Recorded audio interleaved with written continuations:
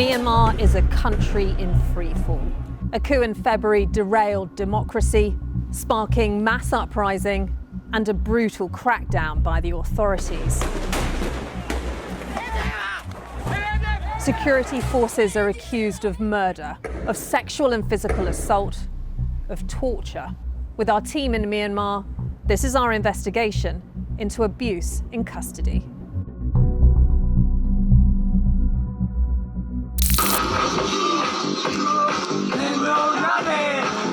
Meet Sinko Tun, the engineering student dreaming of going to Japan, the clever son, the adored friend.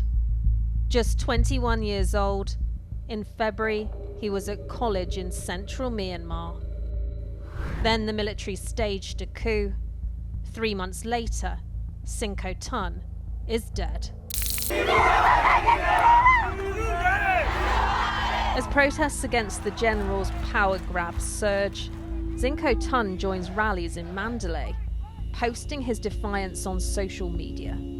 This is the start of his resistance, a resistance that led to arrest and death. He couldn't accept the dictatorship and gave his future to the junta. He was in the first line of defense. Ko Yan Win knew Sinko Tun well. As with all the witnesses in Myanmar in this report, we've changed his name and voice for protection. By May, Sinko Tun had joined an armed group of volunteers fighting junta forces. During one battle, he's shot, captured, and taken away by the authorities. This is the last known picture of him alive, holding his injured right arm. He was arrested as an insurgent, so the military will torture him definitely. One is lucky if they're only beaten in there and released with some wounds, but most are injured for life after being arrested and some die. News of the fighting in Sinko Tun's village is on military TV the night of his arrest. The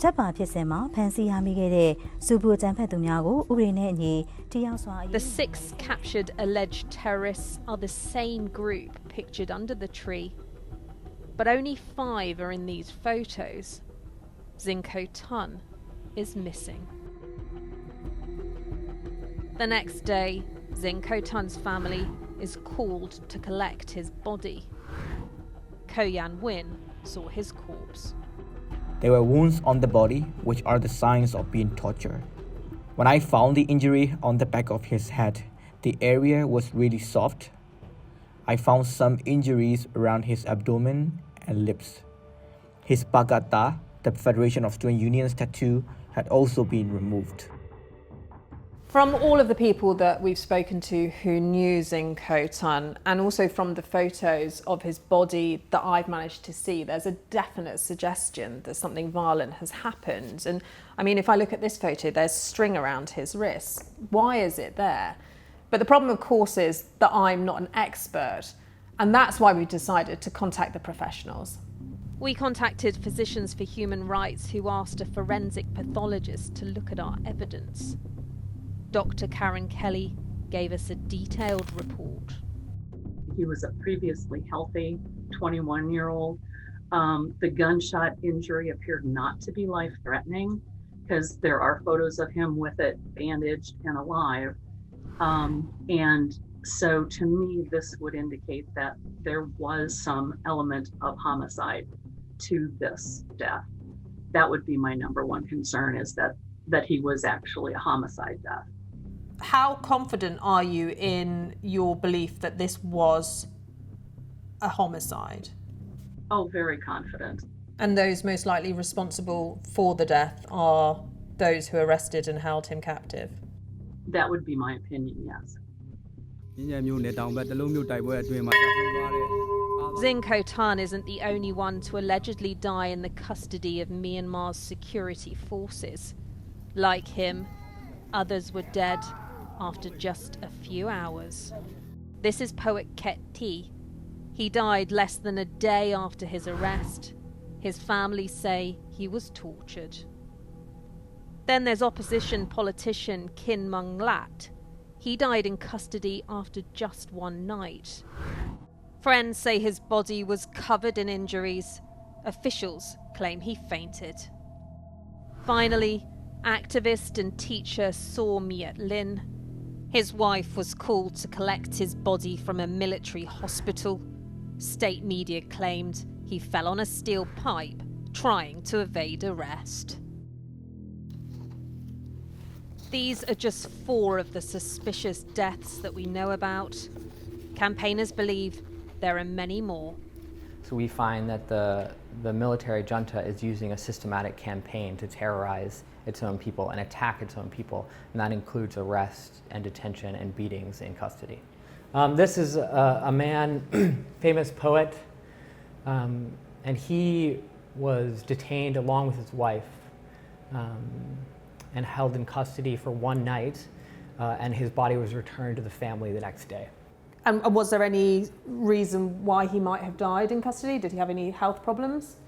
His relatives said he was in good health and he had no health problems at all. The next day he was returned to his family, just his body, and he showed signs of torture. So you think this is a deliberate strategy to spread fear, essentially undermine the enemy? The junta is trying to create an environment of fear and intimidation so people will not speak out against the military junta. More than 1,000 people have been killed by junta forces since February. Many shot at protests, some even gunned down in the street. Thousands more have been arrested. We were forced to kneel down with our hands on our heads in the street. They were pointing guns in my face when they found us, and I was also beaten as I was arrested. By the end of March, protests had been happening daily. Shui Mon was at a sit-in when security forces arrested her. She was then taken to one of the dreaded interrogation centres for questioning. Police officers brutally physically violated both women and men. In the interrogation center, the male detainees building was just next to us. We were always hearing those screams and tortured sounds. And I also witnessed one woman who was the same age as me. There were bruises all over her swollen face and bleeding wounds on her mouth. She took off her blouse to show bruises on every inch on her body. Many of the former inmates say they were detained at protests, others taken from their homes at night, and then the interrogation begins. I talked with one young woman. She said she was beaten up so badly by the soldiers when she got arrested. Both the soldiers and police continued to abuse her at the police station, like brutally kicking at the woman's private parts. They used a police baton and a metal broomstick to beat her up. The police even sat on her back while torturing her. Amia was arrested in Yangon.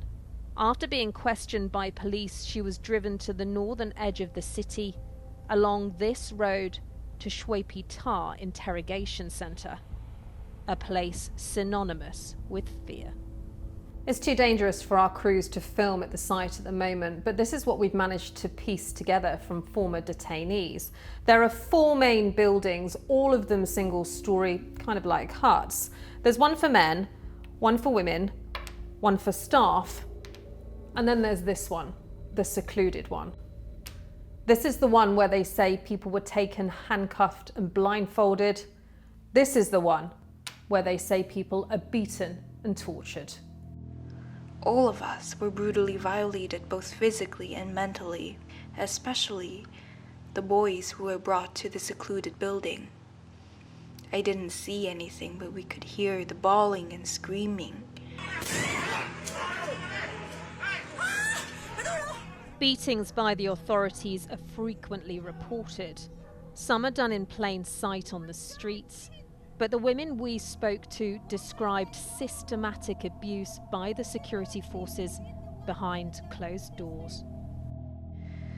There was a woman. She looked a mess and there were so many wounds.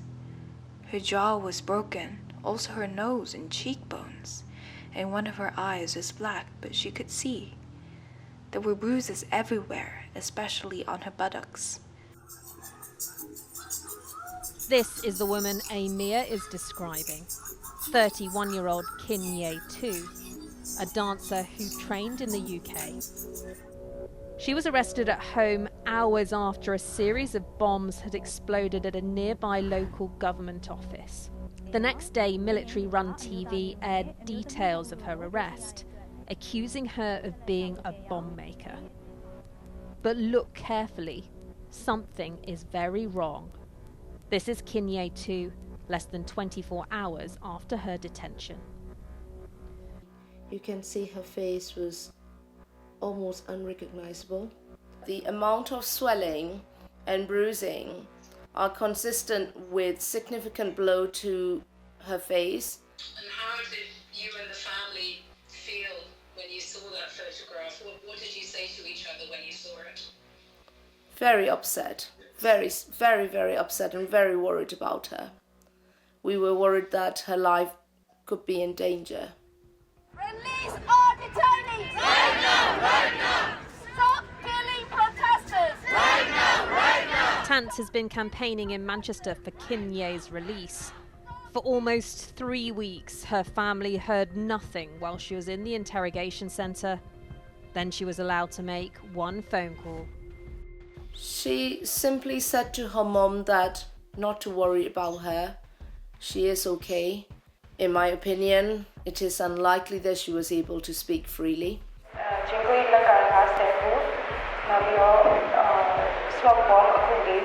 In June, state media broadcast an edited confession where Kin Ye-tu seemingly admits to a range of crimes, including making weapons and arson.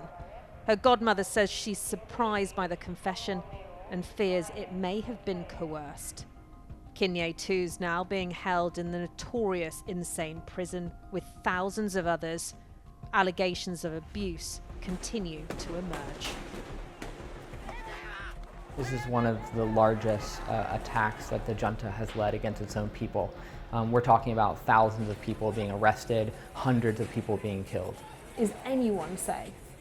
No, I don't think anyone is safe in Myanmar. If you're against the military junta, if you're calling for democracy, human rights in Myanmar, there's a well-founded fear of arrest, detention, torture in custody, and even being killed in the streets while protesting. Killing, torture, abuse. The military regime hasn't responded to any of the allegations we put to them. Questions over deaths and violence continue to go unanswered. In a few short months, Myanmar has gone from a fledgling democracy to a country in crisis. Since February's coup, throughout our reporting, we and others have uncovered claims of abuse and killing in custody by police and military. Those meant to protect the people now stand accused of terrorizing them.